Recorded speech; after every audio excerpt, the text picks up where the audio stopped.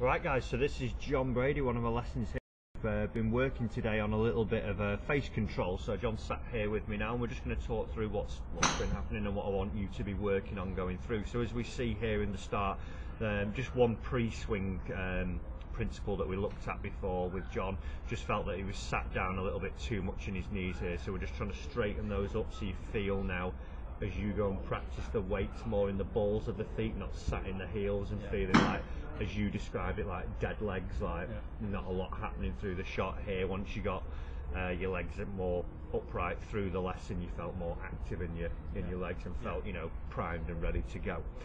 Then what we've been looking at today, so as we get up to the top of the backswing, one of the things we always look at here is this face position. And as we can see here, as John gets up to the top now, the toes hanging down towards the floor and the left wrist is quite cupped and the club getting across the line here. So what we found with John, and something that we've got a plan in place that we're working towards, originally a bit of a slicer of the golf ball, and what we did last time was change the grip in your first lesson. It was a little bit too weak, so we started to see more of a left shot, still getting the odd one that was curling to the right, and then what we're identified through today was this club face up here.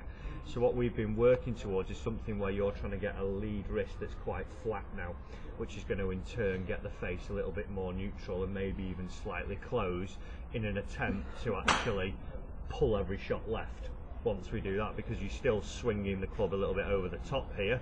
What we're looking for is something where now the face would match the path every time, so you just hit it straight left, and then next time we can just change your path and then we're onto the right track there. So what we did here, we've got John with one of the files here, and what we're trying to get going on is as he swings up to the top now, which he demonstrates lovely in this one, as we see here now, this right elbow's tucked in a lot more with the actual forearm looking more down towards the ground in this direction, which is leading to having a very flat left wrist, as opposed to, as we see here in the old one, this cupping position there.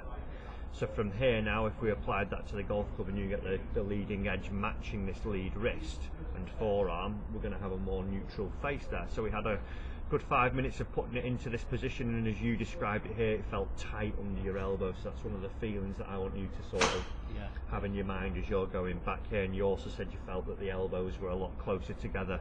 As we see here, you've picked it up in the old one and they have separated here.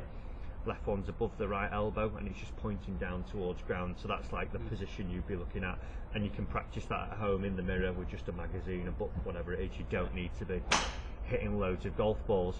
So then what we've worked towards at the end of the lesson now, if we throw one of these in here, you can see there this better legs there in this this finishing screen, so looking a bit more active already, looking a bit more athletic in this one as opposed to the starting position.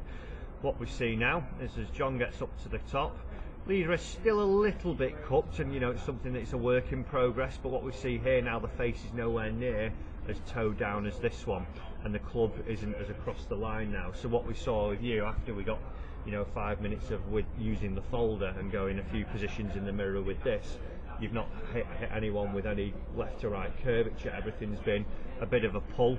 So next time, if we see that this face is more into this position where we've got the face more neutral, what we can now start to work on is this club coming down a little bit more from the inside with that face matching the path. As we see there, it's nice and neutral as it hits.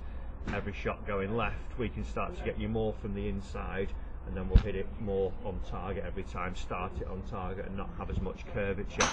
But for you, your homework as you go and practice is feeling more of these positions as you go through the golf swing there. Feeling a lot of practice with a magazine will be really beneficial for you to look to get this right forearm pointing more down at the ground and this lead wrist a lot flatter there. But fantastic work that today. Really happy, in the strike that you've walked away with is really crisp. It's a good fizzy strike as opposed to that glancing blow with the face being too open and putting a load of it is. So really well done to you there, John. So keep up with it and I'll see you soon, guys. Thanks for watching the video. If you do want to come down and see me, make sure you click the link below, and we'll see you soon hopefully, and help you improve your golf.